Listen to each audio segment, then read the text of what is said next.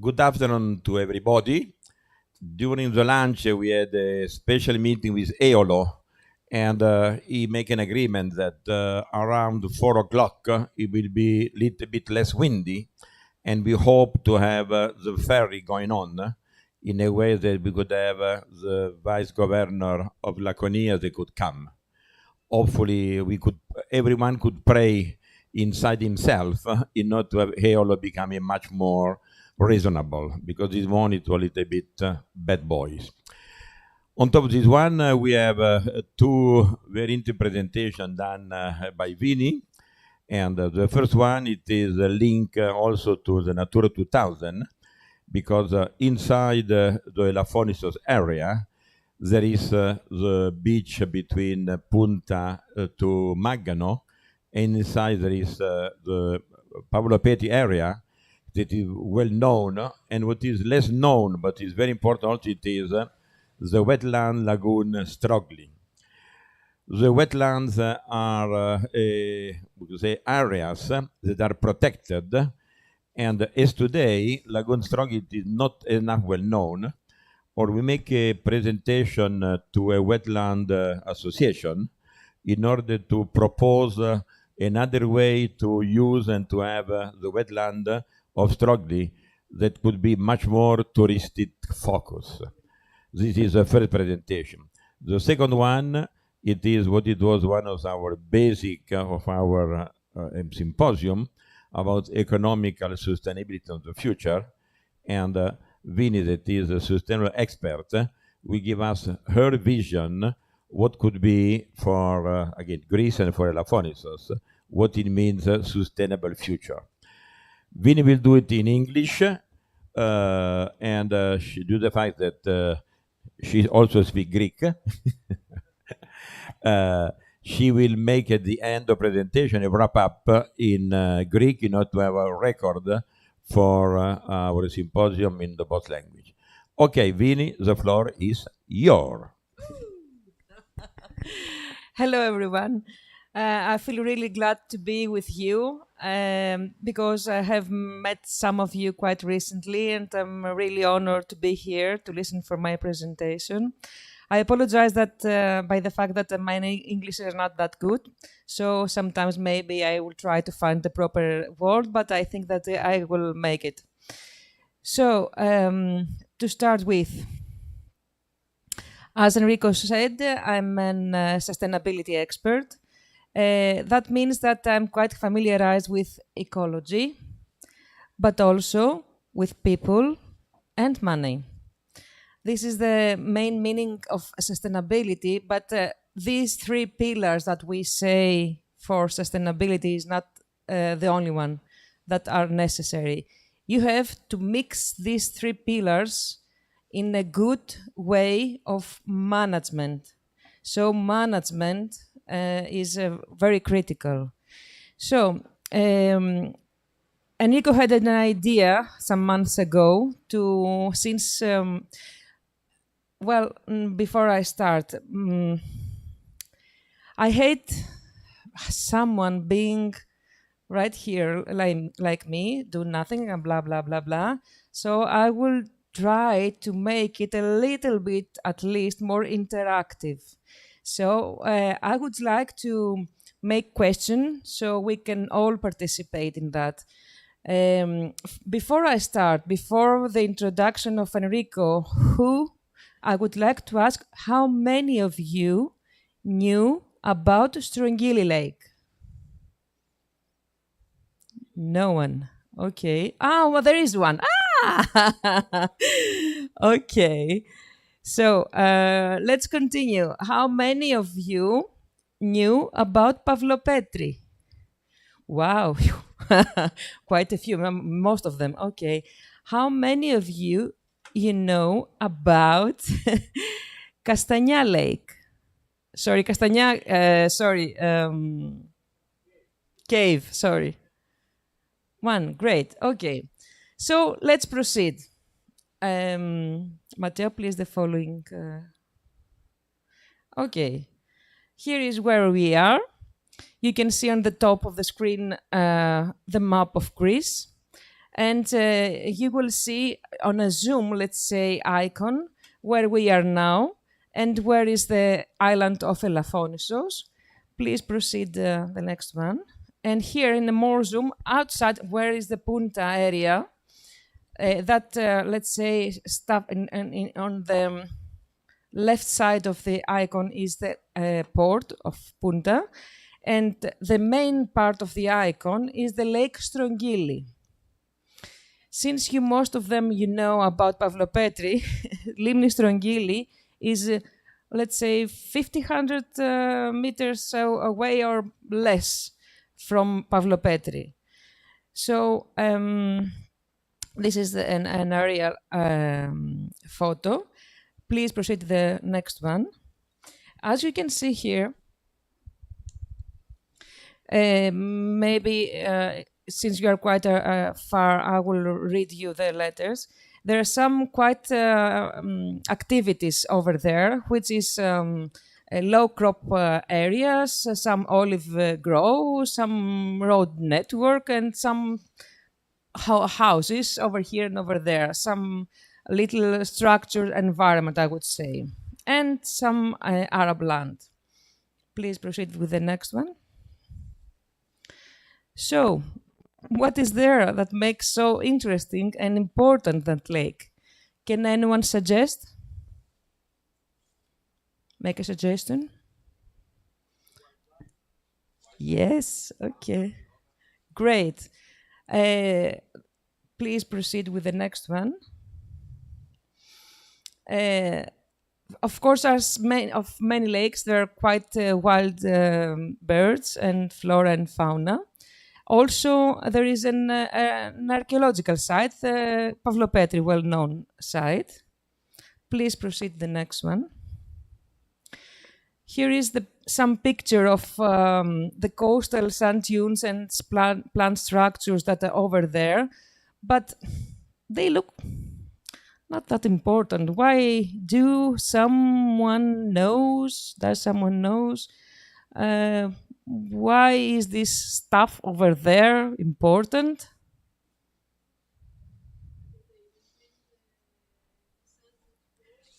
Great. Most of them, or some of them, maintain the sand in order not to move away. Because if the sand moves away, then the roots will come up and then the plant will die. Okay, next one, please. So, even though they are quite humble and of that level, I'm not sure if a camera takes me, they are very important. There are some plants that are unique, interesting, that size, and unique. So it is not an elephant, it is not a flamenco, even though we have flamingos in that lake, but still the most important protected species are these tiny little plants, which when someone does not know of their importance and go there and see some tiny little plants, okay, what's the case? Please proceed. So, on the left part of the photo are how you see from quite far away the area, and on the right side you can see some photos of the flowers of these plants. Most of them are very interesting and useful. Please proceed.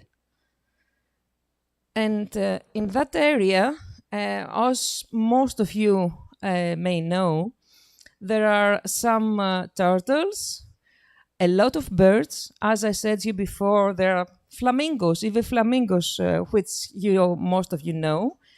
And this lake is one of the lakes that birds that fly over from Africa up to Europe stop there in order to have some breath, to make some break. Okay.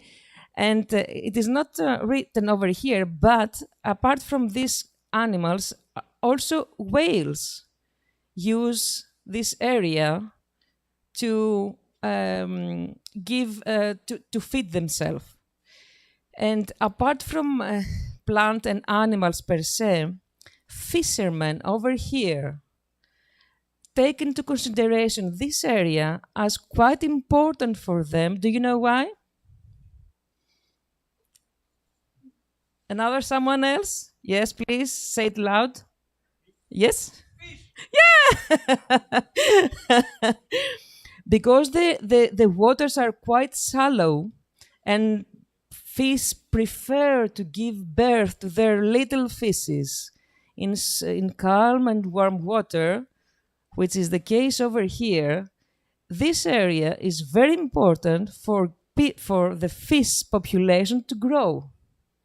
If we destroy that area, no barbuña for Enrico to eat, and no other fishes for the fishermen over here to maintain their economic activity. Please proceed. So there are some photos of other interesting places over the area, which is the Castagna Cave, my site. There is a petrified forest in the area. Did you know that? Ah, great. Some of them knew. Okay. Did you know the Castle of Agia Paraskevi, which currently is my name? How many of them? 2. Great. Okay. So we Cape Malaya Lighthouse. Some, no, yes. Okay.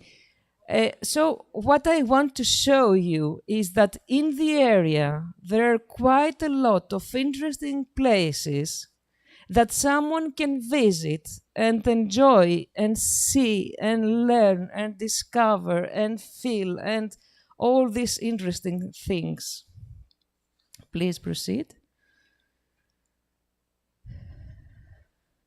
Okay, of course, is the famous Simos beach, but since you are quite aware, of course, all these days you have heard it too many times, we're trying to extend the period that people arrive here. So in spring and autumn, that birds fly. During winter or other period that these plants grow. During having in contact with people that are interested in cave diving, let's say. So there are quite a lot of other things around here to see and visit. So that is what we are trying to do. That is what we are trying to make clear or well known to other people over here. Please proceed. But we have also cars. Since I'm not the kind of person that likes to put your blame, no, not mine. It's your fault. I tried to understand why people used to park their cars over there. First of all, let's discover what is the issue. So, okay, someone parked his car over there. So, why is this a problem? Can someone guess? Oil in the sand. Something else? Sorry?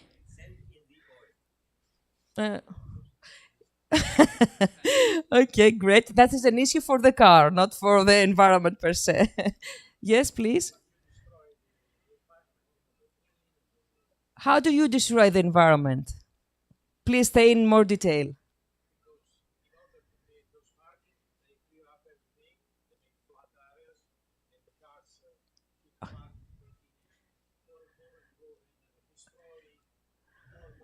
Okay, I will reply in order to be recorded. You said that in order to have parking area, we cut off the grasses, and sometimes even because cars step on the grasses, That's why they destroy. Okay, the first is not let's say applicable over here, because we have this kind of flat areas as nature created. I mean, nature created this area for a reason, and the reason is to have, let's say, to have a lake. We have been there with some of our volunteers, and when can I step a little bit in front, please, for the camera? Okay. And when we were walking, someone okay, watch out. What smells over here? It sounds terrible. But I explained them that, this damn thing that sticks on your shoe and smells badly, well, it is really, really, really necessary to be here, because otherwise we wouldn't have lake. This clay, we said in geology, is like a barrier, a geological barrier, so that the water that drops from the rain stops there and create a lake. Since a lake is there, birds will fly. Since birds will fly, will make the common use that we do when we're alone in our house. So there are, let's say, they fertilize the soil. So you see, there is a cycle of life over there due to this smelling badly soil over there. But in summertime, due to the fact that this water is that much, that high, so it dries, and you see this white area. So there is not that we cut up some roots, some plants, but the nature created that.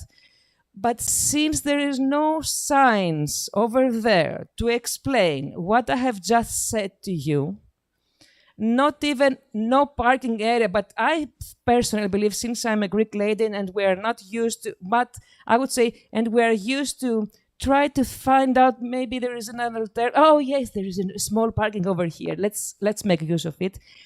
I believe that if you explain in a proper way why it is important to maintain this area and what you will destroy if you enter this area with your car, we will have no other, we will not be effective.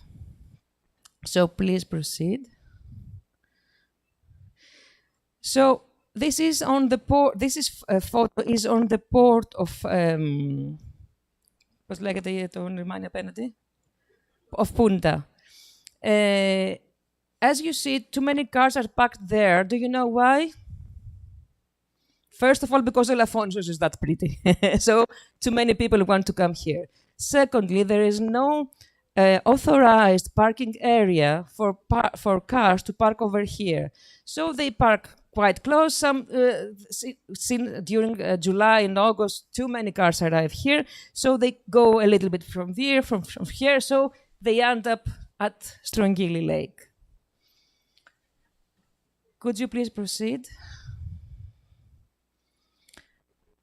Even a few days ago, we were with Jean-Antoine, our volunteers over there, to do some interview about Pavlo Petri. And someone said, "Oh, hello, please help me.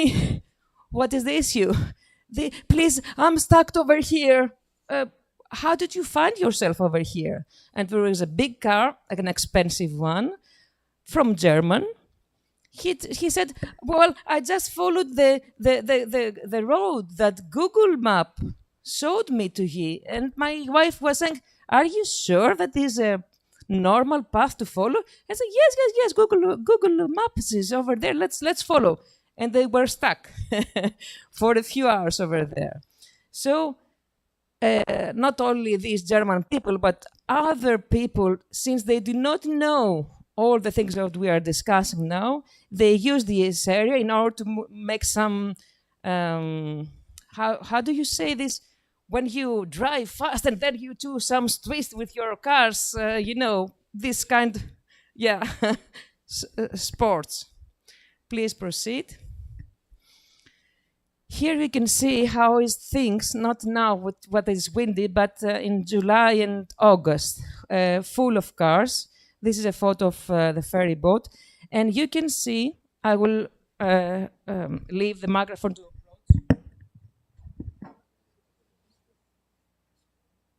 Here is the ferry boat, and here is about 2 or 3 kilometers away is the queue of the cars. Yeah, in the one area arrow shows the ferry boat, and the other arrow shows the long car queue, which is quite a few kilometers away. So they have to wait for 2 or 3 hours in order to be here, swim, and get back, or leave, or whatever. Next, please. So it was quite clear to us that we have to protect Limni Strongili from further degradation. In order to do that, we have to prohibit the uncontrolled entrance of cars. In order to succeed on that, we had an idea of creating barriers. I mean, to dig. You will see some. I will explain you later. And third is to try to educate people about the things that we are talking today. Please proceed. Here you can see a newborn caretta turtle on his way to search for the seashore. And you can see the car which is a few meters away from the little turtle. So, okay, this is a picture that is taken on purpose. But this can be true in several cases in May, June, and July. Please proceed. So, quite a few people like Enrico and like Barbara User and like some other Italian and local people over here decided to do something. And we had some, let's say, common views and a common way of approaching the issue. So they created with their own money a leaflet, the one that is presented over here, that gives some information to the people that visit the area and say, please, this area is for that and that and that reason important, and don't park here. What was impressive when I first go with Barbara User, an American lady that decided to move to Greece and do something, is that when we were together visiting the Strongili Lake, and we always find parked cars, she didn't say, "Oh, you have to move." No, he kept his leaflet, and he, "Hello, my name is that. Do you know where you are?" No, you know. And she give them the leaflet, explain them, and said, okay, since you are here, you can stay as you long, but please, you are not allowed to stay overnight. And when you have enjoyed what you do, please take every waste that you have created with you and leave. Okay, I have all the times that Barbara did that. Everyone, all of them, responded in a positive way. And now I'm sure that this is the proper way to have things done. Please proceed. This is the diagram that you can understand. I mean, the thing that long red line shows the population that arrive in the summertime. Please proceed. And these are 2 studies that have been developed since 2019, I think. I mean, quite a few years ago from the authority who is responsible for the archaeological site, and on the other side you can see a thesis of 3 architectures that made proposals on what to be done in this area. So we have studies, we have everything is being developed, and we had gained some, not we, the relevant authorities received some money to put at least some labels and do at least something. Something has been done. We expect the rest of the activities that are described there. What is described there? Next, please. How many minutes do I have? 7, 8 minutes. Okay. So if you can see, there is a red line, let's say, around the area that in these studies, and we agreed to create a path that someone could walk or use a bicycle to move around the lake, to see the whole area without being stuck with his car in this muddy soil. Please proceed.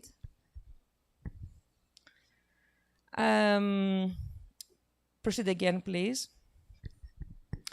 We suggested in having some, let's say, larger signs where, because I have said you too many things. You cannot have all this information just in small tables, but these are quite unique signs. And I don't know if you can see. There are some small constructions, but are good enough to have the result that we are seeking for. What are the results? No current sites. So you dig a trench,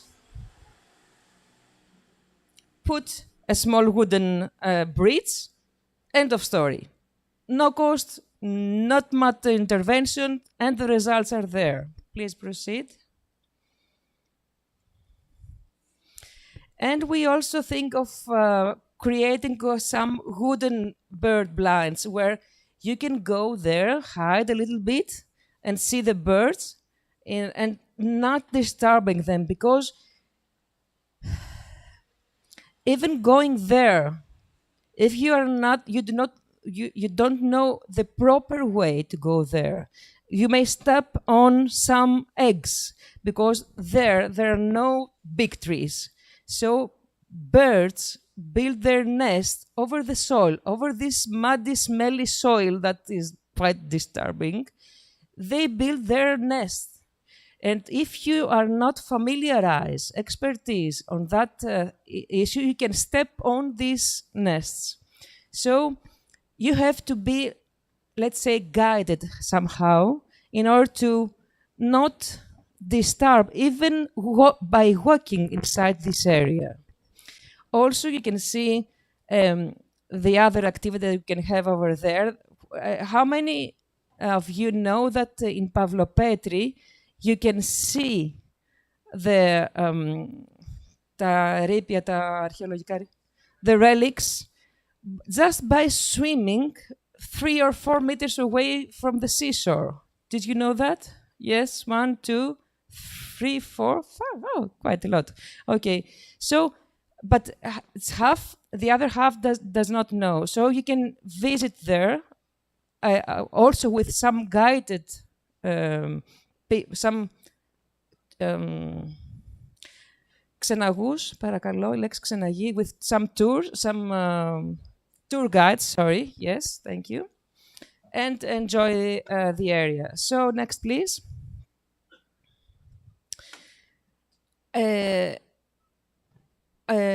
Our our target is to maintain the area, even though it does not look like Switzerland with big trees. That's the kind of topography that we want to maintain. We do not want to plant some big trees to grow up very fast. Ecology is a very sensitive thing in order to do things that we are not very specialized. It is a team working that has to be done.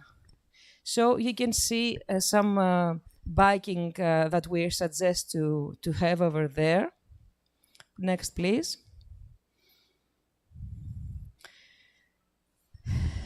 We think that there in Pavlopetri, in Strogili Lake, in Punta, and also in Elafonisos, there is a quite big potential business case. If people are aware, if we explain, we have created a contact with Cocomat who produce wooden bikes in order to be a key partner to our dreams to come true, and bring some of these bikes over here to start a business for the local. And if local find out that, okay, by protecting my place, I can also have a benefit, an economical benefit for me, then we will have succeed in the sustainability that I was saying to you in the beginning. So nature, people, economy under a good government. I will stop over here. I will give the floor to Mr. Enrico Toia, the president of our association, who dreamed of this project, to fill in any gaps or continue the presentation. Thank you.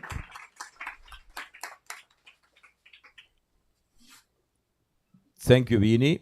I believe it is something that, again, as you say, Pavlopetri, it is much more known, despite the fact that we had done last year a questionnaire, and there are 74% of tourists arriving in Elafonisos. They are not aware about Pavlopetri.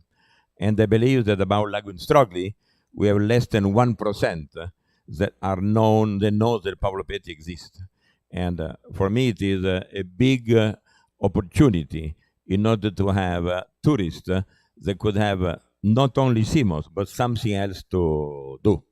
I believe that this one must be presented to Natura 2000, must be presented to the municipality, must be presented to, again, also to the people that live in Viglafia, nearby the area of Punta, and I'm sure that they could increase the quality of the tourists, and they could, as you are saying, they could come also during the season in which the birds are passing through. And I'm sure that if you make a questionnaire to the visitor, do you know that you could go to see the Strogli Lagoon in September where the birds are passing? 99% are not aware. And just for the history, I remember that in the past, the month of September, it was known as a month in which the people coming from Koropi, that is a small village nearby Athens, they come here to kill the bird that was passing through. And it was a big issue. There were a lot of restaurants were very, very happy to have these Koropi people coming here because it brings some business. At the end, they obtained to stop it because it was something that was against also the ecology and why you need to kill animals. And I believe that it would bring much more money to the community. Instead to kill the bird, it is just to watch and to see what they are doing.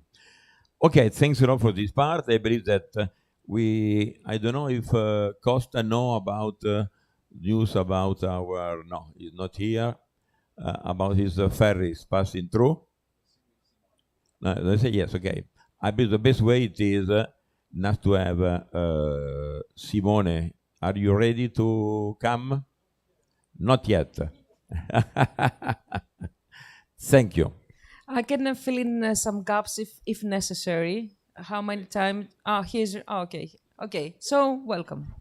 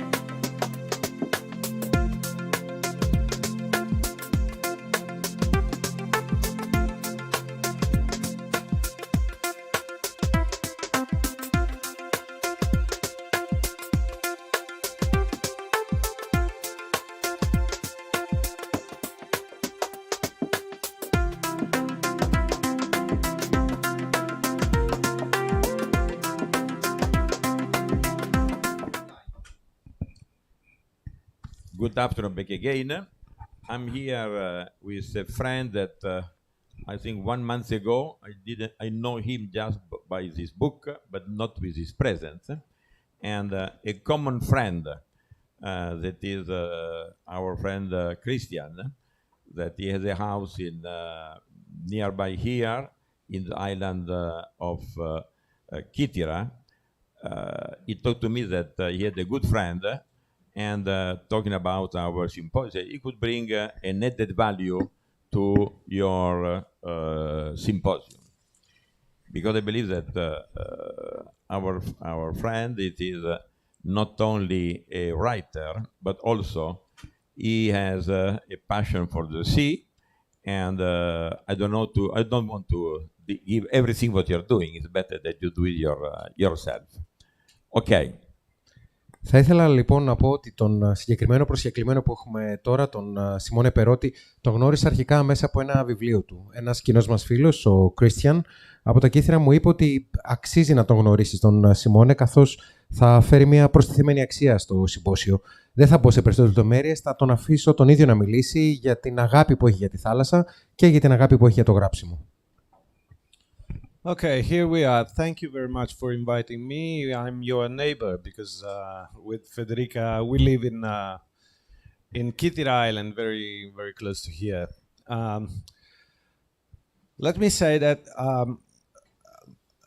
the speeches that we have listened to in these days were all focused on what an association or the government can do for the community. They are very interesting and focused topics. I'm more interested in what the single individual person can do in his life and in the society. Because I have, my witness is that I have been working. I was born in 1965, so I was used to. We have to wait for the translation so quickly. Okay, no, I can go on. Okay, I was born in 1965. When I grew up, there was no sensibility, not at all, about the style of life, the change of the format that everybody had in his life, about environment, about all these topics. So when I grew up, I had only one mission. That was the mission of my education, of the education that my family gave to me. That was study, make university, then get a master, go into the business, make money, make a family, buy a house, buy a bigger and bigger and bigger car. And that was the scheme. Θα ήθελα λοιπόν να πω ότι είμαστε γείτονες με τον Ερίκο, καθώς ζούμε στα Κύθυρα μαζί με την Φεντερίκα, τη σύντροφό μου. Ξέρετε, οι ομιλίες που έχω ακούσει μέχρι τώρα αφορούν για το τι μπορούν να κάνουν οι οργανώσεις των πολιτών, τι μπορούν να κάνουν οι μη κυβερνητικές οργανώσεις, τι μπορεί να κάνει το κράτος, η περιφέρεια για την Ελαφώνησο. Εγώ θα ήθελα περισσότερο να εστιάσω στο τι μπορεί να κάνει καθένας από εμάς, τι μπορούμε να κάνουμε ατομικά για να προστατέψουμε, για να βοηθήσουμε τον τόπο μας, όπως είναι η Ελαφώνησος. Εγώ γεννήθηκα το 1965. Μεγάλωσα σε μια εποχή όπου η έννοια της ευαισθησίας, της αγάπης για το περιβάλλον, της προστασίας του περιβάλλοντος δεν υπήρχαν.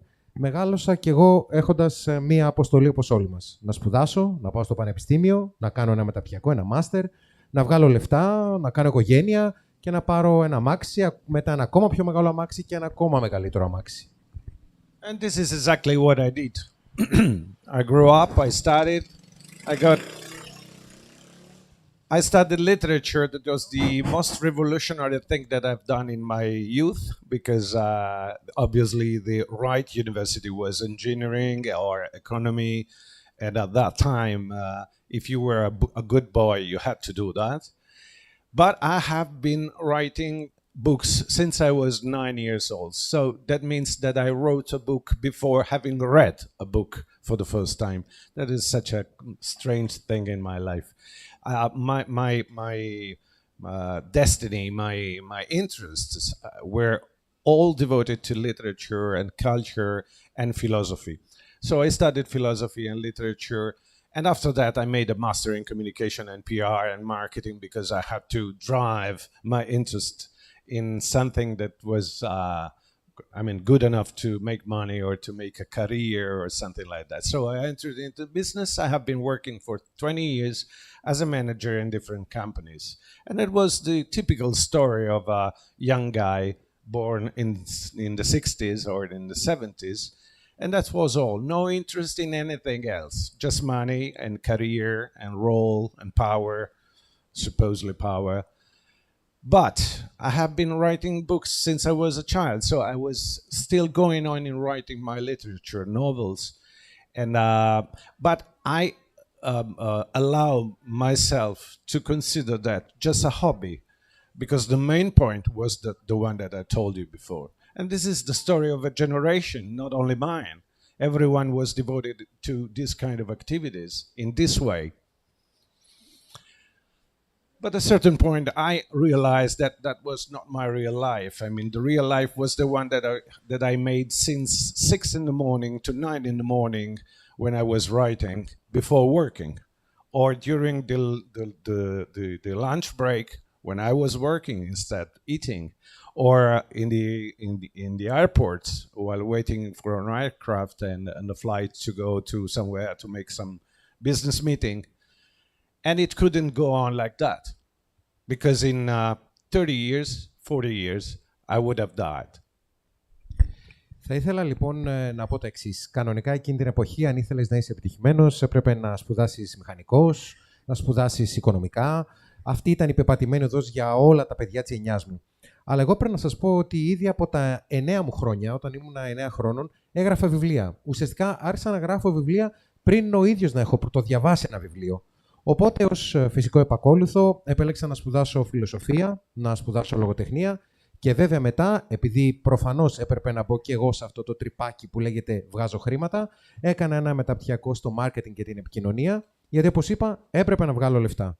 Οπότε, για τα επόμενα περίπου 20 χρόνια έκανα τον manager, δουλεύοντας σε διάφορες εταιρείες, ταξιδεύοντας πάρα πολύ, έτσι ώστε να αποκτήσω αυτό που έπρεπε και ήθελε η γενιά μου. Δηλαδή τι, λεφτά, δύναμη και ισχύ. Ειδικά το κομμάτι της ισχύως, της δύναμης που σου δίνουν τα λεφτά, ήταν για όλους μας πολύ σημαντικό. Παρ' όλα αυτά δεν σταμάτησα ποτέ να γράφω. Συνέχισα να γράφω όπως έκανα και από μικρός. Και μάλιστα, επειδή δούλευα τόσο πολύ, έπρεπε να προσπαθήσω να χωρέσω την αγάπη μου για το γράψιμο σε ενδιάμεσες ώρες. Από τις 6 μέχρι τις 9 το πρωί πριν πάω για δουλειά. Όταν πρόκειτο να φάω το μεσημεριανό μου φαΐ στο break για διάλειμμα. Ή όταν ήμουν σε ένα αεροδρόμιο καθοδόν ή επιστρέφοντας από ένα άλλο project. Και είπα ότι αν συνεχίσω να λειτουργώ κατά αυτόν τον τρόπο, θα είμαι ένας δυστυχισμένος άνθρωπος και θα τελειώσει η ζωή μου μετά από 30-40 χρόνια χωρίς να έχω κάνει αυτό που πραγματικά αγαπώ. When someday I get back to my room in the office I was working for, with the letter of my president of my evolution as a vice president of the company, I was 29 years old, and I was supposed to be very happy because it was a target, a goal that I had in my mind, was exactly following the story of my father. So I would have been very, very happy of that. And as the ambitious are used to do, I would have set a new goal for a new time of ambition to grow up again. But I remember I was 29 years old. That day, I felt something inside. I was happy, obviously, for the promotion I had, but I felt clearly that I would have never done that kind of life for all my life. Θα ήθελα να πω ότι όταν έφτασα στην ηλικία των 29 χρόνων, έλαβα μια επιστολή από τον πρόεδρο της εταιρείας, μέσω της οποίας με ενημέρωνε ότι με χαρά καλούμε να αναλάβω χρέη αντιπροέδρου. Ήταν ένας στόχος. Σίγουρα ήταν ένας στόχος για πάρα πολύ κόσμο τότε της γενιάς μου. Και ουσιαστικά θα ακολουθούσα τα βήματα που ήθελε και που έκανε και ο πατέρας μου. Και θα είχα καλύψει πολύ μεγάλο κομμάτι των φιλοδοξιών μου. Αλλά και πάλι ένιωθα ότι δεν ήμουν επαρκής. Δεν ήταν αυτό που πραγματικά επιθυμούσα, αυτό για το οποίο είχα γεννηθεί και ήθελα να υπάρχω.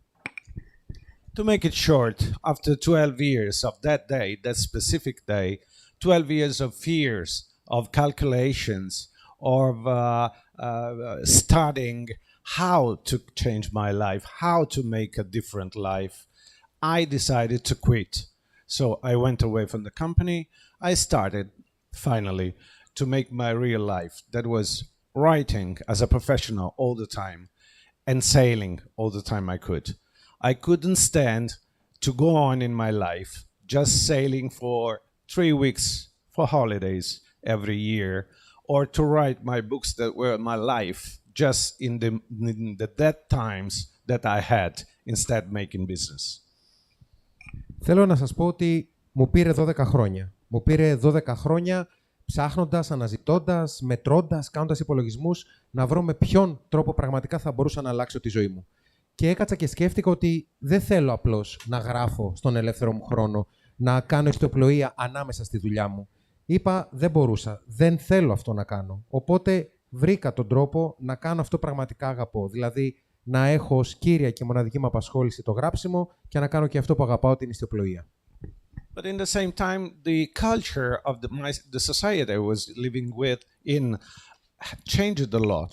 So at that time, I couldn't stand also to go on doing other things, such as getting 10 flights per week, for instance, or use cars upward and forward and backward along the city to make the meetings I was used to make. So having such enormous impact in the environment, in the place I was living. So I wanted not only to quit my job, not only to start to make my real passion as a main professional work in my life. I wanted also to live a different life. I wanted to produce the things I needed on my own with my hands to stop having such a big impact on the environment around me, and to build my house, for instance, to stop having the holiday as a target, but to live in a kind of holiday professional work. That's the strange idiom that I invented when I was thinking to that. Θα ήθελα λοιπόν να πω ότι όσο περνούσαν τα χρόνια, άλλαζε και ο κόσμος γύρω μου. Άλλαζε η κουλτούρα των ανθρώπων. Και κάποια στιγμή είπα ότι δεν αντέχω άλλο να κάνω 10 πτήσεις, να πηγαίνω από το ένα μέρος στο άλλο για τη δουλειά μου, να οδηγώ συνέχεια και να εισφέρω κι εγώ αρνητικά στο ενεργειακό αποτύπωμα της πατρίδας μου. Όλος αυτός ο αντίκτυπος στο περιβάλλον με είχε βαρύνει πάρα πολύ. Ήθελα πραγματικά να αλλάξω τη ζωή μου. Ήθελα να μάθω να μπορώ να παράγω τα προϊόντα μου μόνος μου, να χτίσω το σπίτι μου με τα δικά μου χέρια.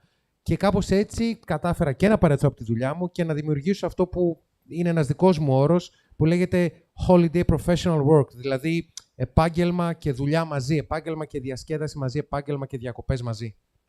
And I had also a big problem. I was not son of a rich family, and I couldn't live with the money that I gained during my 20 years because I was spending a lot of money also while gaining them. So I was in trouble because I wanted to do something new.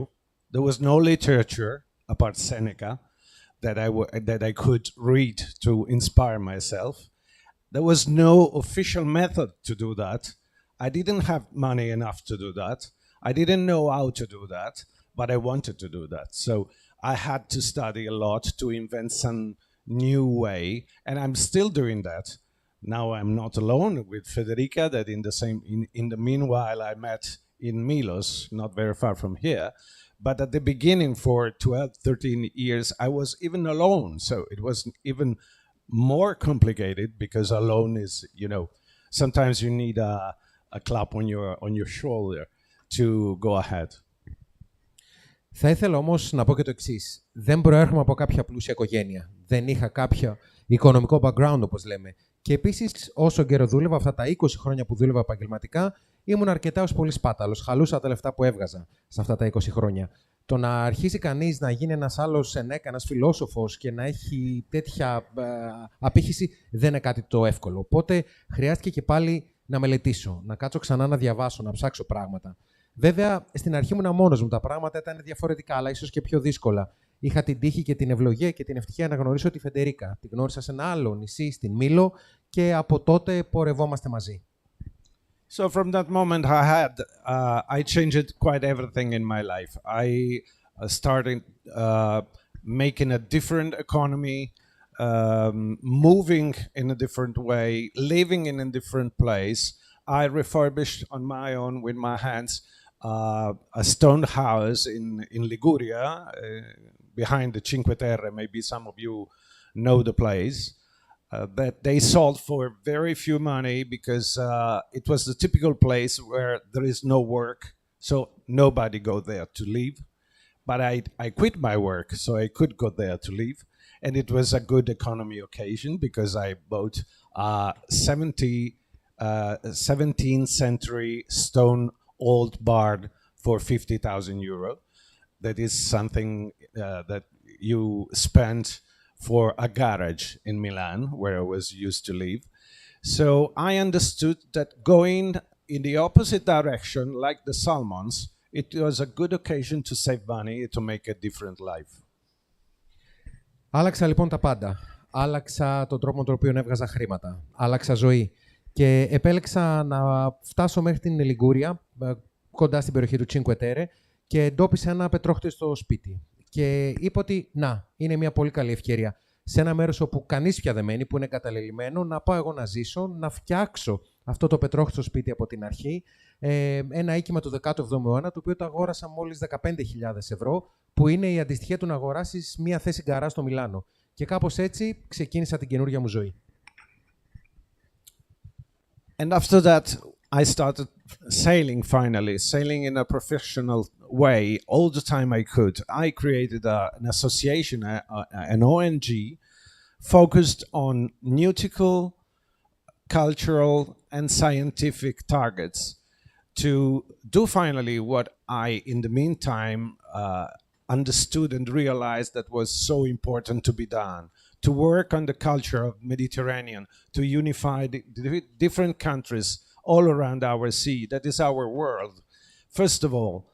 And I did it going with this boat. I will tell you specifically about the project, but for 7 years, sailing all around Mediterranean, going in, I don't remember, 25, 26 different countries, including the Black Sea and the Atlantic Ocean outside Gibraltar, to go there to find intellectuals, artists, journalists, cultural men that could give me and by me to all the people where I communicate what I discovered, the different point of view of the different countries of Mediterranean about our world, about our sea.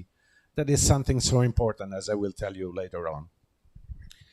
Και κάπως έτσι ξεκίνησα πλέον επαγγελματικά να ασχολούμαι με την νηστιοπλοεία. Δημιούργησα μια μη κυβερνητική οργάνωση με ναυτιλιακό αντικείμενο γύρω από την κουλτούρα της Μεσογείου.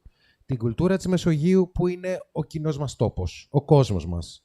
Για 7 λοιπόν χρόνια ταξίδεψα σε, δεν θυμάμαι, 25-26 χώρες. Έφτασα μέχρι τον Ατλαντικό, πέρασα σχεδόν και το Γιβραλτάρ για να εντοπίσω, να μιλήσω, να βρω, να συζητήσω, να γνωρίσω καλλιτέχνες, ανθρώπους του πνεύματος, έτσι ώστε όλοι μαζί να εισφέρουμε στην καλύτερη κατανόηση όλων των πτυχών της χώρας μας που λέγεται Μεσόγειος.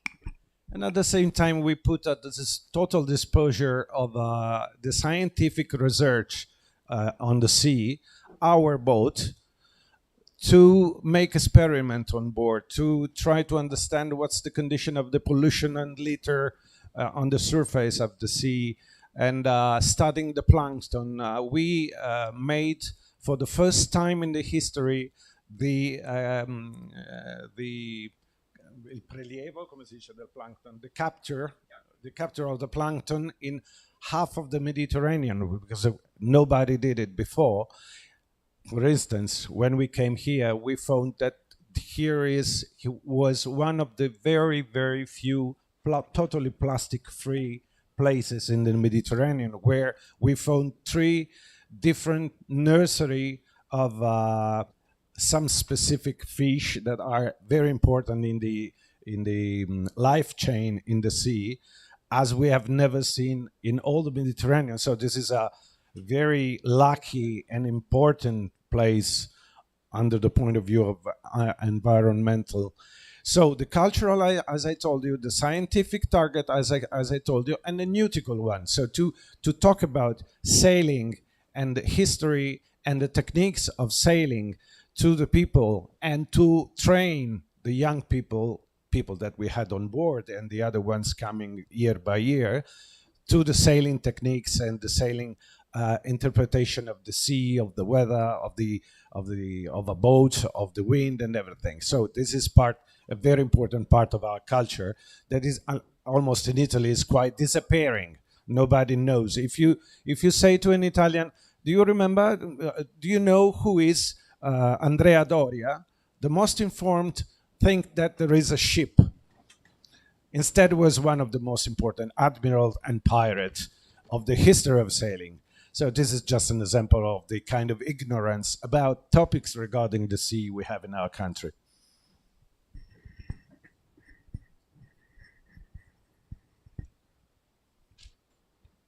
Θα ήθελα να πω ότι επιπλέον μέσω αυτής της επαγγελματικής πλέον διαδικασίας της ναυπηγίας που ξεκινήσαμε, θέλαμε να εισφέρουμε και στην επιστημονική έρευνα. Να μπορέσουμε να καταλάβουμε τι συμβαίνει με την ρύπανση της Μεσογείου, τι συμβαίνει με τα επιφανειακά λίμματα στη θάλασσα. Για πρώτη φορά καταφέραμε να κάνουμε μια δειγματοληψία πλανκτών σε μια έκταση που καλύπτει πάνω από το μισό της Μεσογείου. Ο στόχος μας ήταν να μπορέσουμε, ναι, να εισφέρουμε στην επιστημονική έρευνα, να συγκεράσουμε όμως μαζί και την ιστορία, μαζί και με τη γνώση όσων ήταν επί του σκάφους περί των τεχνικών και της τέχνης της ναυσιπλοείας. Να μπορέσουμε να ερμηνεύσουμε καλύτερα τα καιρικά φαινόμενα, να αντιληφθούμε τη σημασία των ανέμων.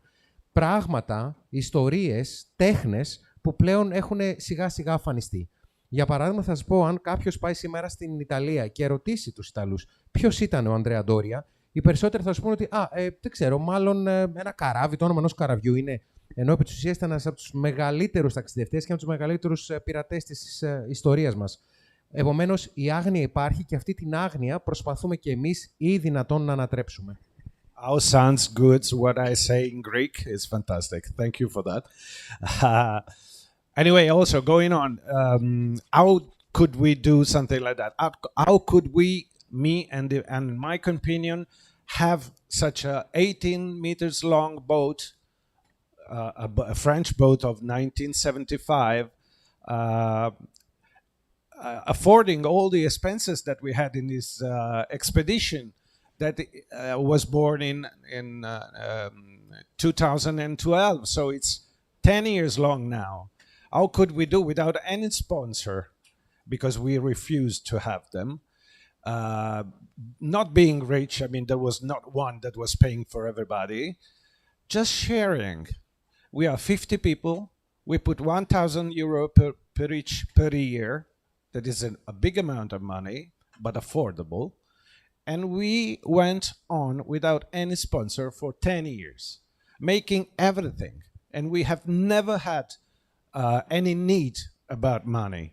The only need we had all the time was the time of the people to help carrying the boat, riding the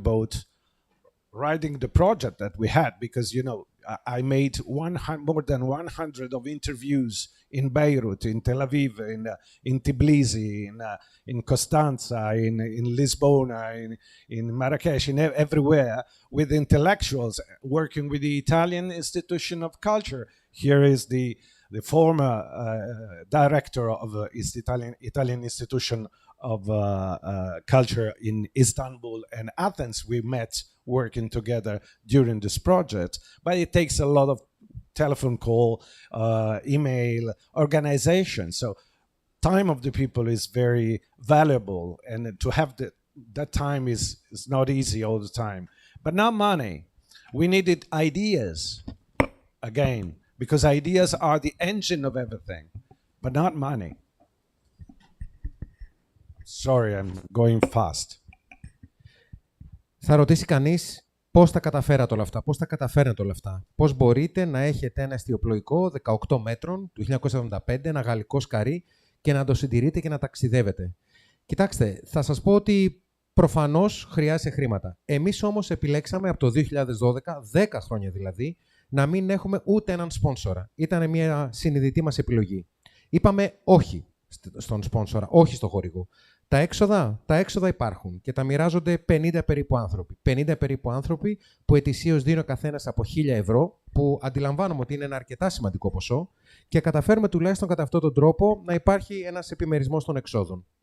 Θα πω ότι δεν είναι οι ανάγκες που έχουμε που έχουν την πραγματική σημασία. Αυτό που χρειάζεται να αφιερώσουμε όλοι εμείς που βρισκόμαστε στο εστιοπλοϊκό είναι χρόνος. Είναι φροντίδα για το σκάφος. Είναι το να ταξιδεύεις με το σκάφος. Θα σας πω ότι επίσης χρειάζεται όλος αυτός ο κόσμος για να μπορέσουμε να κάνουμε όλες αυτές τις συνεντεύξεις. Πάνω από 100 συνεντεύξεις έχουμε κάνει σε τόσα διαφορετικά μέρη του κόσμου. Στο Μαρακές, στη Λισαβόνα, στην Κωνσταντζα. Είχαμε μαζί μας τον τέο μορφωτικό ακόλουθο της Ιταλίας στην Κωνσταντινούπολη. Όλοι αυτοί οι άνθρωποι ήταν αρρωγοί μας στην προσπάθεια όλη αυτή που κάνουμε, γιατί ξαναλέω, δεν μας ενδιαφέρουν τα χρήματα, τις ιδέες θέλουμε να ανακαλύψουμε. Very quickly we became also very ambitious. We didn't stop just to the project we did. We were not, it was not sufficient to have a boat, to have a group, to have an idea, to have a project, and to go sailing along the year months and months and months, as we have dreamed in our previous life. We became very ambitious because we started understanding that we could be an example in a way, because normal people that don't want to give up, to remain normal people, to become common people, but normal people, no son of industrial tycoons or having money or instruments that nobody can have, could make something so impactful. We came on TV several times. We were on the newspapers. Now everybody knows Mediterranean, not only in Italy. When they see us, they call us to the harbor. They don't let us pay for the mooring. We are very helped by a lot of people, but just spontaneously, because they know us. They know that this is not for business. They know that we are normal people. They know that we try to do our best, as everybody should do. That's why I said at the beginning of my speech, I am more interested on what everyone can do than about the organization and the politics and the government could do. I will not die waiting for the help of a government. I will die making the thing that I think I need to do before dying. Κοιτάξτε, θα ήθελα να πω ότι από ένα σημείο και έπειτα γίναμε κι εμείς φιλόδοξοι, πολύ φιλόδοξοι, και είπαμε ότι δεν αρκεί απλώς να ταξιδεύουμε ανά τη Μεσόγειο. Δεν μας έφτανε μόνο αυτό. Προσπαθήσαμε με όλη μας τη σεμνότητα να γίνουμε ένα παράδειγμα προς μίμηση. Δεν είμαστε πλούσιοι, δεν είμαστε μεγαλοεπιχειρηματίες, μέσοι άνθρωποι είμαστε, κοινοί θνητοί, αλλά άνθρωποι που θέλουμε πραγματικά να δημιουργήσουμε έναν ουσιαστικό αντίκτυπο προς τους υπολείπους. Μας κάλεσαν στις τηλεοράσεις, μας κάλεσαν στα κανάλια, άρχισε ο κόσμος όλο και περισσότερο να μας γνωρίζει. Θα σας πω για παράδειγμα ότι πολλές φορές φτάνουμε σε κάποιους τόπους, φτάνουμε σε κάποια λιμάνια και μας κάνουν δωρεάν τα κόστη λιμενισμού. Δεν πληρώνουμε. Και αυτό γιατί είναι μια ατομική προσπάθεια. Είναι αυτό που μπορούμε να κάνουμε ο καθένας από εμάς. Αυτό είπα και στην αρχή της ομιλίας μου. Δεν θα κάτσω στο υπόλοιπο της ζωής μου να περιμένω να δω τι μπορεί να κάνει το κράτος για μένα, τι μπορεί να κάνει ο δήμαρχος από μένα. Θα πεθάνω κάνοντας ό,τι καλύτερο μπορώ, δυνάμει των στόχων που έχω θέσει εγώ προσωπικά, ατομικά. Σας ευχαριστώ πολύ. We became so ambitious that we started thinking about the United States of Mediterranean. That it will be the country of the future. The country federated of the future will be the reunion of all the countries that have been making for war one against the other for so long, that now, as an old couple, can live a good time loving each other. So can you imagine the Mediterranean unified in a big federation that is not alternative to Europe, just complementary to Europe? That could be the luck of Europe. If we had in Europe some intelligent people, they would pay me to push on this direction, because it would be the biggest luck for Europe. Can you imagine? I'm just talking about the migrants. Europe wouldn't be anymore in contact with the migrants. That would be a problem or an opportunity for the United States of Mediterranean. So can you imagine 3 continents, the place of born of the 3 major monotheistic religions, all together, trying a synthesis of the most important cultural place in the world. So a Mediterranean that start again, that restart to think, after having been so long under the pressure of the colonization, the cultural colonization of the North Europe and the Northwest of the world, stopping to be a follower, as we have been for so long, for 2 and more than 2 centuries, and starting again to make what Mediterranean has always done, to think about the future, to find new ideas, to create the rules of a new life. That is what our ancestors made.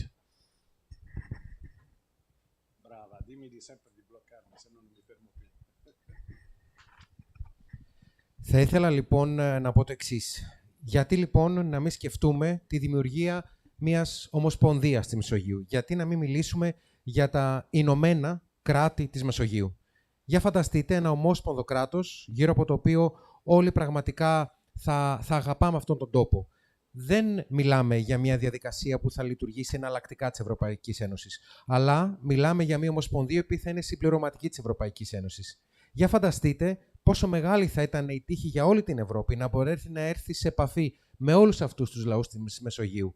Να έρθει σε επαφή ουσιαστικά με τι? Με τους πολιτισμούς, με τις χώρες που δημιούργησαν τις 3 μεγαλύτερες μονοθεϊστικές θρησκείες. Πόσο σημαντικότερος θα ήταν ο ρόλος μας εάν πραγματικά αναλαμβάναμε και πάλι το ρόλο που είχαμε παλαιότερα. Να μην είμαστε πια ακόλουθοι. Να μην συνεχίζουμε να είμαστε υπό το καθεστώς της εντός εικόνα απεικιοκρατίας της Δύσης. Μια απεικιοκρατία που ανήκει στα χέρια του Βορρά.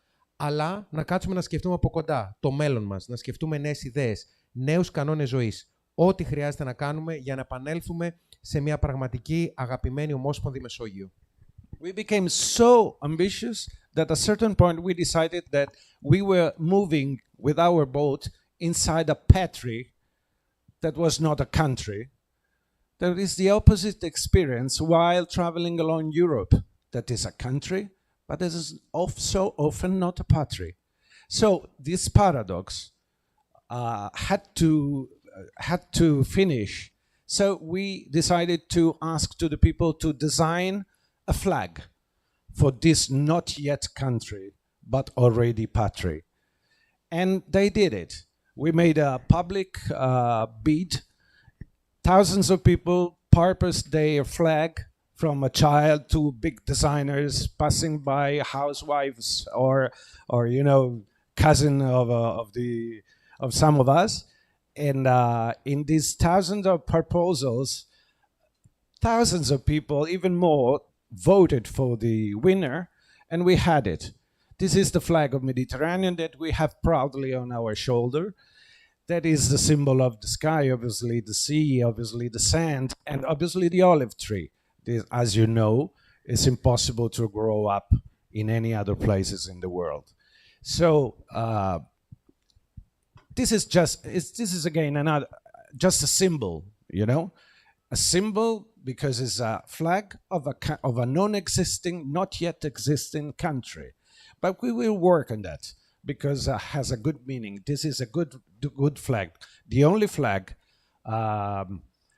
for which nobody will fight in the future, but just unifying and just being together. Θα ήθελα λοιπόν να σας πω ότι γίναμε τόσο φιλόδοξοι που είπαμε δεν γίνεται κάθε φορά να ταξιδεύουμε από χώρα σε χώρα και τελικά πουθενά να μην αισθανόμαστε ότι βρισκόμαστε στην πατρίδα μας. Έτσι λοιπόν ξεκινήσαμε την πρωτοβουλία μέσω ενός ανοιχτού διαγωνισμού και ζητήσαμε από τον κόσμο να σχεδιάσει τη σημαία αυτών των Ηνωμένων Κρατών της Μεσογείου, αυτού της ομόσπονδης Μεσογείου. Ένας διαγωνισμός ο οποίος ήταν ανοιχτός σε παιδιά, σε μεγάλους, σε designers, σε σχεδιαστές, σε φίλους, σε γνωστούς εξαδέρφια. Και μετά από αυτά τα διάφορες εργασίες που υποβλήθηκαν, διάφορες προτάσεις για τη σημαία, ψηφίσαμε. Και ιδού λοιπόν σας παρουσιάζω την σημαία της Ηνωμένης Μεσογείου. Χαρακτηριστικά της, φυσικά, το ελαιόδεντρο, η θάλασσα, ο ουρανός, το ελαιόδεντρο που όπως ξέρουμε μόνο ενδυμεί στη δική μας περιοχή. Αυτή τη στιγμή είναι απλώς ένα σύμβολο. Ένα σύμβολο μιας μη χώρας. Αλλά για μας έχει ουσιαστικό νόημα. Έχει ουσιαστικό νόημα γιατί θέλουμε μέσα από αυτή την σημαία να δημιουργήσουμε μια ουσιαστική νέα ένωση όλων αυτών των λαών. And in the same time was starting a new project for me with Federica, because the boat is still sailing now. We'll arrive exactly here in the next year, so we will see the boat here at the anchor, maybe in front of here. And we already passed here, and it was the time when there was the big Greek crisis, and the government decided to sell away Elafonisos. And we came here, maybe I didn't find the picture, I will show you privately. We came into Simos Piccolo, the small bay, and we made a show with a big piece of plastic or paper, I don't remember, where we wrote, "This island is ours." So government, Greek government, you cannot sell it because we are the owner. We are the Mediterranean people. This island doesn't belong to you. It's ours, of everybody. So don't sell it. And we made the same in Meganisi, in the Ionian Island, where they sold to Mr. Rothschild more than half of the island to build 15 unuseful villas for rich people such as Sharon Stone or something like that. So we tried to do what we could to face the big crisis of the environment in Mediterranean while studying the water, as I told you before, with the Ministry of Environmental in Italy, with ISPRA, with University of Milano Bicocca, and with a lot of Italian and non-Italian institutions. Θα ήθελα να σας πω ότι το έργο μας δεν σταματά εδώ μαζί με την Φεντερίκα. Με το σκάφος μας, το Μετιτερανέα, κατά τη διάρκεια της οικονομικής κρίσης τότε, φτάσαμε εδώ, στην Ελαφώνησο. Τότε που υπήρχαν οι φήμες ότι το νησί επρόκειτο να πουληθεί. Πήγαμε λοιπόν στον μικρό Σίμο και κάναμε ένα μικρό show, κρατώντας κάποια banner, όπου λέγαμε ότι το νησί είναι δικό μας, το νησί δεν πουλιέται. Μία αντίστοιχη δράση κάναμε και στο Μεγανήσι, που όπως ξέρετε σχεδόν το ίμιση του νησιού πουλήθηκε στην οικογένεια Ρότσιλντ, όπου πρόκειται να κατασκευαστούν πάνω από 50 βίλες για ανθρώπους όπως η Sharon Stone. Η κρίση του περιβάλλοντος είναι υπάρχουσα και μαζί και με το Υπουργείο Περιβάλλοντος της Ιταλίας, μαζί με το ISPRA, μαζί με το Πανεπιστήμιο του Μιλάνου Μπικόκα, θα συνεχίσουμε τις προσπάθειές μας έτσι ώστε να προστατεύουμε τη Μεσόγειο. I remember there was a Greek that came to us. We were at the anchor in the bay, and this Greek person swam to our boat and said, "What is this story? Why this island is yours?" He didn't know anything about the fact that his government was selling the island, so he was very, very happy. He came on board to know that there were people worried for that. And that people were not Greeks, so we felt very brothers in that moment with the people in the bay. But anyway, the project with Federica was to come to Kythira to refurbish with our hands a stone house, a spitaki there, to make a project of regenerative agriculture to recreate the good condition for the soil, to maintain the water, to maintain the organic elements, to become again fertile. Fertile is English, fertile. And we planted 150 trees to make a food forest there. We got the water from a source, a natural source, and as a Babylonian king, we brought it to our house because water is so precious. With a dripping system, not wasting not even one drop of water, we made a kipo, a vegetable garden. We refurbished all the house. We put the photovoltaic system because we don't have any power there. Now we have 10.5 kilowatt only for the sun. We made obviously the thermo for the hot water, and we will try to produce everything we need for our food. If obviously this is a compromise all the time, we can do whatever, but it's impossible to be 100% autonomous in that. We move the less as possible with our car. So I could go on, but you have understood what kind of project we have done. We are doing living with the less money as possible, producing everything with our hands, making the smallest pollution as possible.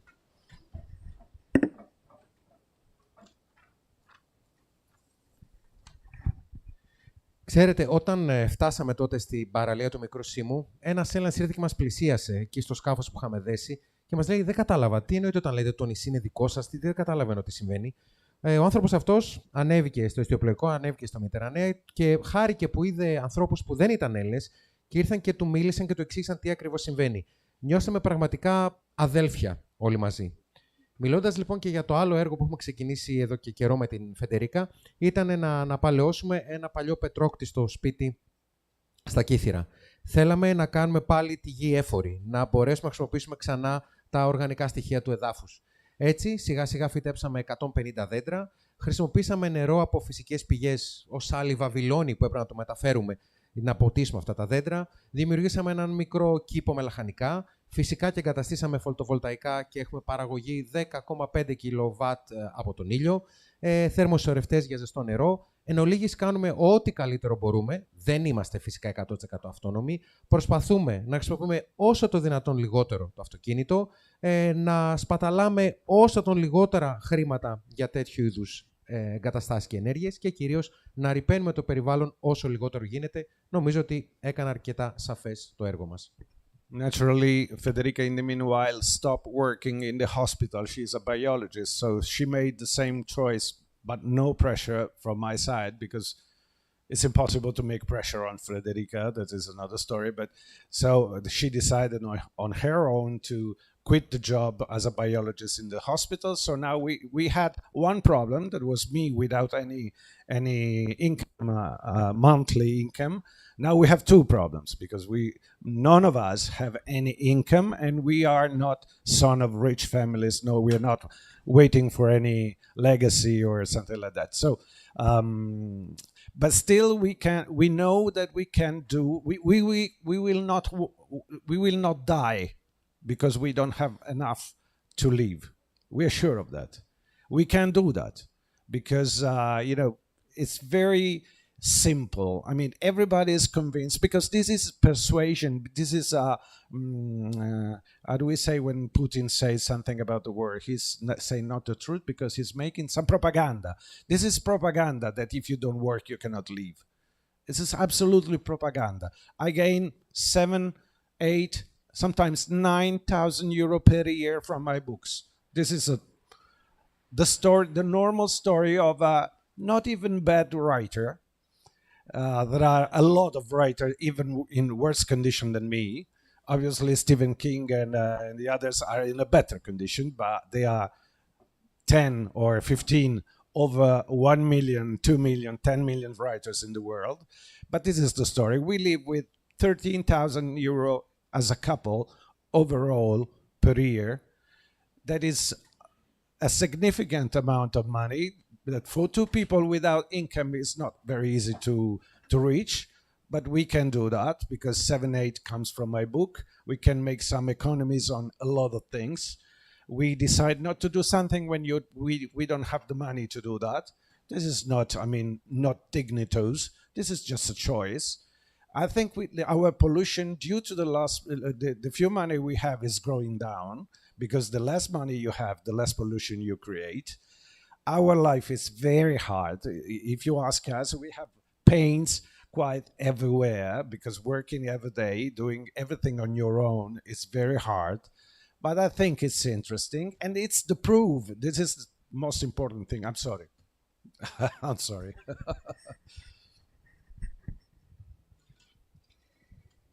Θα ήθελα λίγο να αναφερθώ τώρα στη Φεδερίκα. Η Φεδερίκα δούλευε για πάρα πολλά χρόνια ως βιολόγος σε ένα νοσοκομείο και κάποια στιγμή αποφάσισε, και εδώ να τονίσω ότι δεν την πίεσα εγώ, άλλωστε είναι αδύνατο να πιέσει κάποιος τη Φεδερίκα να κάνει οτιδήποτε. Αποφάσισε λοιπόν μόνη της να αποχωρήσει από το νοσοκομείο, να αποχωρήσει από τη θέση της βιολόγου, το οποίο σήμαινε ότι ξαφνικά βρεθήκαμε από μια κατάσταση όπου ενώ πριν υπήρχε ένας άνθρωπος που δεν είχε μηνιαίο εισόδημα, ξαφνικά ήμασταν δύο άνθρωποι που δεν είχαν μηνιαίο εισόδημα, ούτε ήταν γόνοι κάποιων πλουσίων για να περιμένουν συγκεκριμένη κληρονομιά, αλλά και οι δύο γνωρίζαμε και ήμασταν πεπισμένοι ότι δεν θα πεθάνουμε απλά και μόνο επειδή δεν έχουμε αρκετά.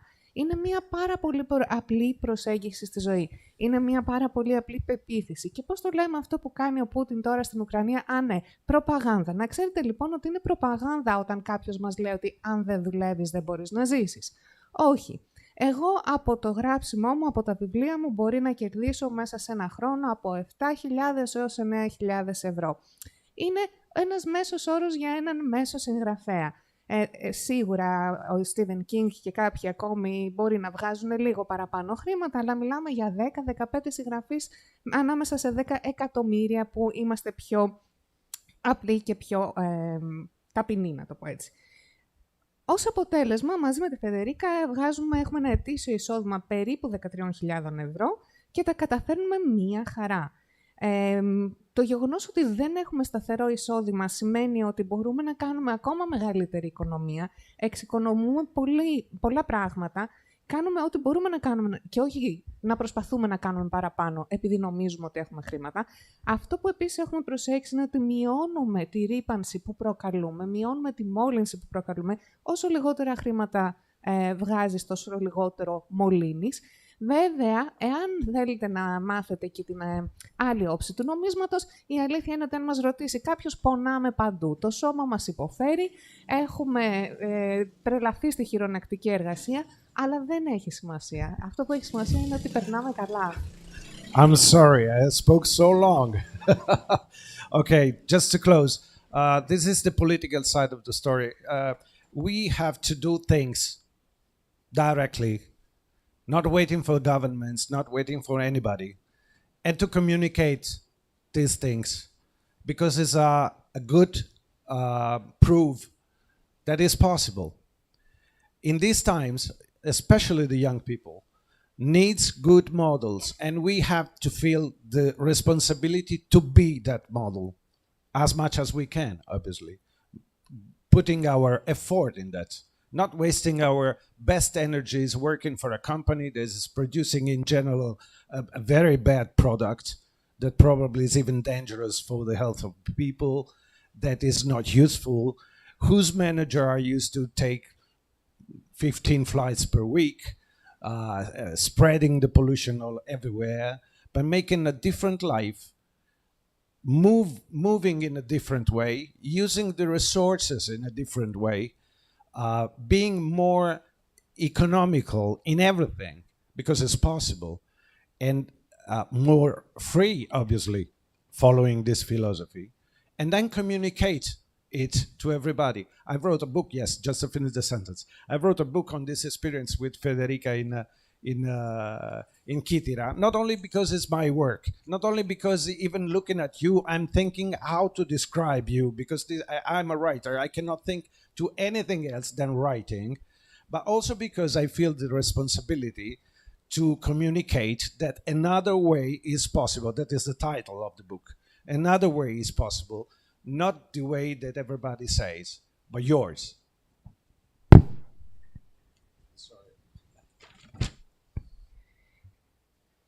Να φύγω όμως λίγο τώρα από το πολιτικό μήνυμα αυτής της παρουσίασης. Αυτό που νομίζω ότι θέλω να συγκρατήσουμε όλοι είναι ότι πρέπει να κάνουμε πράγματα άμεσα, εμείς οι ίδιοι, όχι περιμένοντας από κάποια κυβέρνηση να δράσει, όχι περιμένοντας από κάποιον άλλον να δράσει.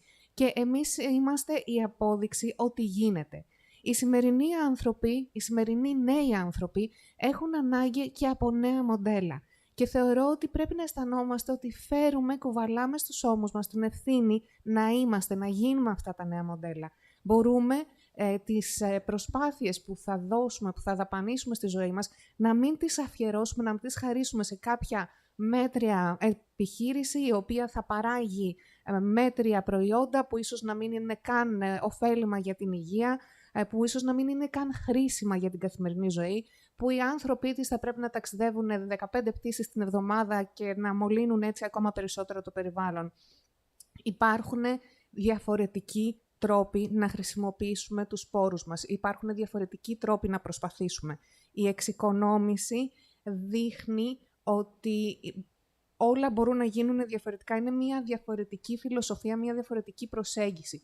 Γι' αυτό το λόγο κιόλας έγραψα πρόσφατα ένα βιβλίο για την εμπειρία μου στα Κύθυρα, για την εμπειρία μαζί με τη Φεδερίκα στα Κύθυρα. Όχι μόνο επειδή είμαι συγγραφέας και δεν μπορώ να μην γράψω, αλλά γιατί και επίσης αισθανόμουν την ευθύνη να δείξω αυτό ακριβώς που λέει και ο τίτλος του βιβλίου, ότι δηλαδή ένας άλλος τρόπος είναι εφικτός. Progetto Mediterraneo will arrive here. The boat left now the Sicily because the two projects are in the same time. I will fly to Italy. We spoke about flying very often. This is the second in my year, I promise. And I will be riding the boat for 1 month. This year we don't have time enough to arrive here, so we will go to Venice, from Sicily to Malta to Lampedusa, Pantelleria, and then all Italy, from Bari to Venice. Then after some work in Italy during the winter time, we will go down to the Balkans and we will arrive also here. So it will be the occasion to do something together. Progetto Mediterraneo is not Greenpeace, obviously, but we work hard on those topics. So we can probably give some help or our hand anyway to the topics you are talking about, the destiny of Elafonisos as a green island. That is a green boat. In 10 years, we have been never connected to electricity due to our solar system, our windmills. So no energy power station had to burn petrol to give us the energy. So not only in our house, but also on board, we try to be green as much as possible. And so we will see us again with the boat, maybe in front of here, and it will be a great pleasure to see you again.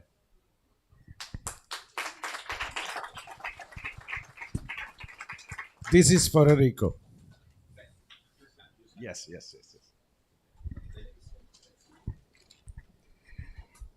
Θα ήθελα λοιπόν τώρα να πω λίγα ακόμα πράγματα για το Progetto Mediterraneo. Φέτος δεν έχουμε προλάβει να έρθουμε με το σκάφος εδώ πέρα. Το σκάφος αυτή τη στιγμή βρίσκεται στη Σικελία. Σε λίγο θα πρέπει να πετάξω στην Ιταλία και επειδή έχουμε μιλήσει πάρα πολύ για πτήσεις όλη αυτή την ώρα, να σας πω ότι είναι το δεύτερο αεροπορικό ταξίδι που κάνω φέτος και ελπίζω να είναι και το τελευταίο. Θα μείνω στο σκάφος για 1 μήνα, το οποίο, όπως σας είπα, αυτή τη στιγμή βρίσκεται στη Σικελία. Θα ταξιδέψουμε σε πάρα πολλά μέρη. Θα πάμε από τη Μάλτα, από τον Μπάριο, θα φτάσουμε μέχρι τη Βενετία. Θα προσπαθήσουμε να απευθυνθούμε και σε κάποιες βαλκανικές χώρες. Μπορεί το Progetto Mediterraneo να μην είναι Greenpeace, μπορεί να μην έχουμε τις ίδιες δυνατότητες, αλλά σαφώς και έχουμε την θέληση και την επιθυμία και ελπίζω και την δύναμη μέχρι ένα βαθμό να βοηθήσουμε. Και όπως εσείς εδώ πέρα Προσπαθείτε να κάνετε την Ελαφώνησο ένα πράσινο νησί. Να σας πω κι εγώ ότι είμαστε πολύ περήφανοι γιατί έχουμε ένα πράσινο σκάφος. Δεν χρησιμοποιούμε καθόλου ηλεκτρικό, δεν χρησιμοποιούμε καθόλου πετρέλαιο για να έχουμε ηλεκτρικό. Βασιζόμαστε πλήρως στην ηλιακή και στην αιωλική ενέργεια. Έτσι λοιπόν, τόσο στο σπίτι μου όσο και στο σκάφος είμαστε όσο πιο πράσινοι μπορούμε να είμαστε. Το σκάφος θα έρθει κάποια στιγμή και εδώ θα είναι πολύ μεγάλη μας χαρά να ξαναέρθουμε, να σας ξαναδούμε και ελπίζω ότι θα γίνει άμεσα. Το βιβλίο που κρατούσα πριν από λίγο είναι για τον Ενρίκο. It's difficult to gain, to do something, to say something. I believe that I cannot say only that I admire you. I believe that in the life, it is something that was not feasible 1 month ago. Just what you say, humanity is a more important part of the life. And we have a common friend, Christian. I met Christian when it was 18-year-old, and we camped together in Simos. I was there with my family. He was not yet married. It was with a very beautiful girlfriend. We had a group of 10 friends, and everyone was admiring not Christian, but Christina. Είναι πάρα πολύ δύσκολο να ακολουθήσει κανείς μια τέτοια παρουσίαση. Ειλικρινά, δεν ξέρω και πάρα πολύ τι να πω. Είναι λίγο το να πω ότι θαυμάζω τον τρόπο ζωής σου. Είναι λίγο να πω ότι θαυμάζω το πόσα μπορεί κανείς να καταφέρει μέσα σε ελάχιστο χρονικό διάστημα. Θα ανατρέξω λίγο σε μια προσωπική ιστορία. Έχουμε έναν κοινό φίλο, τον Κρίστιαν, για να δώσω ένα πιο ανθρώπινο έτσι πρόσωπο. Τον Κρίστιαν τον γνώρισα όταν ήταν 18 χρονών. Με την οικογένειά μου είχαμε βρεθεί να κάνουμε κάμπινγκ στο Σίμο και ο Κρίστιαν τότε δεν ήταν ακόμα παντρεμένος. Είχε έρθει με μια πάρα πολύ όμορφη σύντροφο και ως αποτέλεσμα όλοι αντί να θαυμάζουν τον Κρίστιαν, θαύμαζαν την Κριστίνα. It was in 1979. Now Chris have 4 kids, and he built a house in Kitira, and we met once a while. When he comes to see us. When I go to Kitira, we are in his house, and again I believe that the fact we could say to be friends, it is something that have no value. I mean that you cannot buy a friend. It is something that it enters in yourself, and I believe that when you are a friend of a friend, we become friend. And it's typical Italian. I believe that I'm very happy that to give to you something of myself. I don't know, but you don't have my. Can we exchange it?